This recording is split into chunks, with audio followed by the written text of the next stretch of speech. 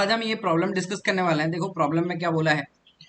Problem दिया हुआ आपको एस एक्स सेट दे रखा है जहां पे ये x1 x2 x3 x4 सारे नंबर्स रियल नंबर्स है। Okay, so xi belongs to real number, मतलब सारे नंबर्स रियल हैं। और xi स्क्वायर का समीशन दिया हुआ है 1। और आपको दो चीजें डिफाइन करके रखा हुआ है। एक है small m, that is minimum of mod x1 plus mod x2 plus mod x3 plus mod x4, and maximum of the same thing, that is capital M, and you have to find small m by capital M। तो video को pause करें and question को less equals to 2 minute में try करके बताएंगे कि इसका option कौन सा करेक्ट आएगा। आपके पास ऑप्शंस हैं 0, 1/4, 1/2 एंड 3/4। तो अब देखते हैं इस क्वेश्चन को कैसे अप्रोच करते हैं। तो देखो बेसिकली अब अगर ऑब्जर्व कर पाए x1 square plus x2 square plus x3 square plus x4 square that is equals to 1। तो इसको मैं क्लियरली लिख सकता हूँ mod x1 square plus mod x2 square plus mod x3 square plus mod x4 square equal to 1। हाँ बिल्कुल। तो एक चीज मुझे बताओ, अगर मैं x1 को माइनस x1 लूं या mod x1 ले लूं, और ये जो गिवन कंडीशन था इसमें अगर पुट कर देता तो कोई फर्क नहीं पड़ता। क्यों? क्योंकि सारे स्क्वायर कर रहे थे। तो अल्टीमेटली अगर हम ये मान लें x1 x2 x3 x4 ये सारे नॉन नेगेटिव है या सारे नॉन पॉजिटिव है, तो कोई समेशन में फर्क नहीं आएगा। क्यों? क्योंकि आप मैक्स मिनिमम आप निकाल रहे हो mod x1 plus mod x2 plus mod x3 plus mod x4। इस एक्सप्रेशन का आपको मिनिमम निकालना है एंड मैक्सिमम निकालना है। तो क्लियरली आप ऑब्जर्व करो, ये जो भी x1 x2 x3 x4 है ये चाहे पॉजिटिव हो नेगेटिव हो कोई फर्क नहीं पड़ेगा। क्यों? क्योंकि आप मॉड्यूलस का समेशन कर रहे हो। तो कहने का मतलब ये है, तो हम अगर सिर्फ एक केस डिस्कस कर ले जहां पे x1 x भी ग्रेटर इक्वल टू 0 है, सपोज करो x1 भी ग्रेटर इक्वल टू 0 है, x2 भी ग्रेटर इक्वल टू 0 है, x3 भी ग्रेटर इक्वल टू 0 है, x4 भी ग्रेटर इक्वल टू 0 है, कोई पॉजिटिव हो या नेगेटिव हो मॉड्यूलस से डील कर रहे थे तो इसमें कोई फर्क नहीं आता। तो हम अगर सिर्फ और सिर्फ इस केस को स्टडी कर लें कि सारे के सारे टर्म पॉजिटिव है या नॉन नेगेटिव है, तो हमारा काम तो बन गया ना। तो हमारे पास तो ये चीज आ जाएगा। इस क्वेश्चन को एनालाइज कर लो सिर्फ और सिर्फ x1 x2 x3 x4 के लिए जहां पे सारे नॉन नेगेटिव है। तो देखो मॉड्यूलस वाला झंझट हट गया है। अब आपको तो फिर फाइंड करना है, find maximum and minimum of x1 plus x2 plus x3 plus x4। इस एक्सप्रेशन का आपको मिनिमम एंड मैक्सिमम फाइंड करना है। कंडीशन क्या आ गया अब कि x1 x2 x3 x4 ये जितने भी सारे टर्म्स हैं ये ग्रेटर इक्वल टू 0 होगा, और x1 square plus x2 square plus x3 square plus x4 square इसका वैल्यू 1 होगा। राइट, आई थिंक इतना अगर आपने डिकोड कर लिया अब तो प्रॉब्लम आपके लिए बहुत आसान होने वाला है। एक काम करते हैं x1 plus x2 plus x3 plus x4 ये जो एक्सप्रेशन है इसका एक बार स्क्वायर करके बताना जरा क्या होगा। बताओ x1 square plus x2 square plus x3 square plus x4 square plus 2 into summation x1 x2। इसका मतलब सबको पता है समेशन x1 x2 मतलब हर एक वो टर्म दो दो टर्म लो। इसका मतलब मैं एक बार लिख के बता देता हूं जिनको नहीं पता, आपको एग्जाम में भी ऐसे ही टाइम बचना है। इसका मतलब आपको समझ लेना है कि ये आपने क्या लिखा, समेशन x1 x2 मतलब x1 x2 plus x2 x3 plus x3 x4 plus x4 x1 plus x2 x4 plus x1 x3। Okay, मतलब सारे टर्म दो दो टर्म्स लेके आपने लिख दिया। कितने टर्म्स थे, कितने टर्म्स आएगा देखो 1 2 3 4 5 6 कितने टर्म्स आएगा ऐसा भी सोच सकते हो।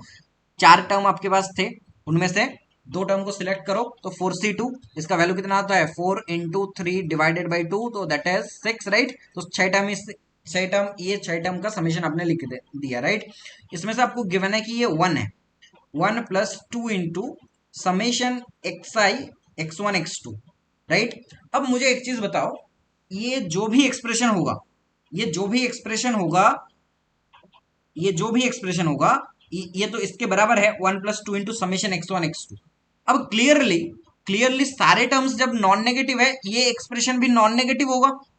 तो अगर आप सोच पाए कि इसका जो 2 × समेशन x1 x2, इसका अगर आप मिनिमम वैल्यू बता पाए और मैक्सिमम वैल्यू बता पाए तो काम तो बन जाएगा ना।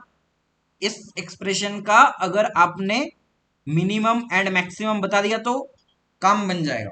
तो देखो हमने क्या बोला कि सारे टर्म्स नॉन नेगेटिव, सारे terms greater equal to zero है, तो क्लियरली ये टर्म भी ग्रेटर इक्वल टू जीरो होगा। क्या ये टर्म हमेशा इक्वल टू जीरो हो सकता है? तो मान लो कि कोई भी 3 टर्म जीरो है, कोई भी 3 टर्म जीरो है एंड एक और टर्म जिसका वैल्यू है 1, ऐसा हो सकता है ना? ऐसा बिल्कुल हो सकता है। तो ये टर्म तो जीरो पॉसिबल है।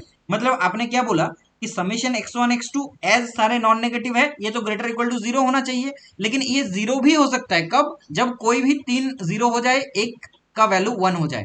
इसका मतलब clearly x1 plus x2 plus x3 plus x4 का स्क्वायर ये greater equal to 1 plus zero, मतलब ग्रेटर इक्वल टू 1 हो जाएगा। और अगर ग्रेटर इक्वल टू 1 है, इसका मतलब जो स्मॉल m का वैल्यू आप निकाल रहे थे x1 plus x2 plus x3 plus x4, वो भी 1 हो जाएगा। राइट? सबको समझ में आ गया? कमेंट सेक्शन में बता देना कि इतना अगर समझ में आ गया हो। अब इसका मैक्सिमम वैल्यू फाइंड करके बताओ कितना होगा। Find maximum of summation x1 x2, मतलब इसमें 6 टर्म्स है। राइट? अब आपको 6 टर्म दिखाना है कि मैक्सिमम वैल्यू कैसे निकालोगे। तो इसके लिए देखो जो कंडीशन गिवन है x1 square plus x2 square plus x3 square plus x4 square equal to 1, इसका हम यूज करते हैं। तो देखो x1 square plus x2 square, 2 term लिया बाई 2, इसमें अगर am greater equal to gm लगा रहे हैं तो रूट अंडर x1 स्क्वायर और x2 square that means greater equal to x1 x2। Right? तो ये एक इक्वेशन। सिमिलरली आप x2 square plus x3 square by 2 greater equal to x2 x3 मिलेगा। सेकंड, ऐसे करते करते कितने इक्वेशंस आपको मिल जाएंगे? 6 इक्वेशंस मिल जाएंगे। x1 x2 x2 x3 सारे टर्म्स को ऐड कर दो। सारे टर्म्स को जब ऐड कर दोगे तो कितनी बार x1 स्क्वायर ऐड होगा? तो 3 टाइम्स ऐड होगा। आप सारे टर्म्स को लिखो एक बार, अगर जिनको समझ में नहीं आ रहा है इस तरह से लिखो x1 x2 x2 x3, जैसे कि मैंने यहाँ पे लिख के बताया 6 टर्म। इन 6 टर्म में amgm कंस्ट्रक्ट करो एंड ऐड कर दो, then you will get summation.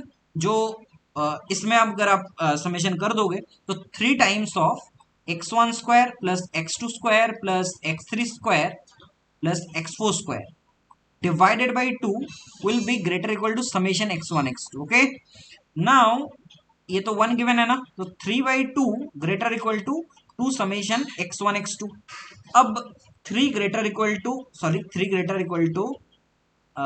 2 times x1 x2। अब देखो इसका मैक्सिमम वैल्यू तो आपको मिल गया ना, 2 summation x1 x2 this is less equals to 3, ये तो आपको मिल गया।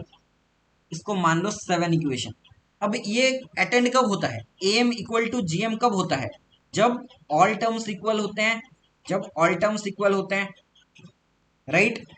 सो ऑल टर्म्स इक्वल मतलब x1 equal to x2 equal to x3 equal to x4।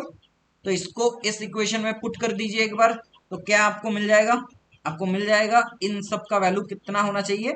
1/2 के इक्वल होना चाहिए। अब इनमें इसमें x1 equal to x2 equal to x3 equal to x4 निकाल पुट कर दीजिए एंड किसी भी एक का वैल्यू निकाल लीजिए 1/2। आप बोलेंगे -1/2 भी हो सकता है, तो बिल्कुल हो सकता है, लेकिन हम कौन सा केस डिस्कस कर रहे हैं?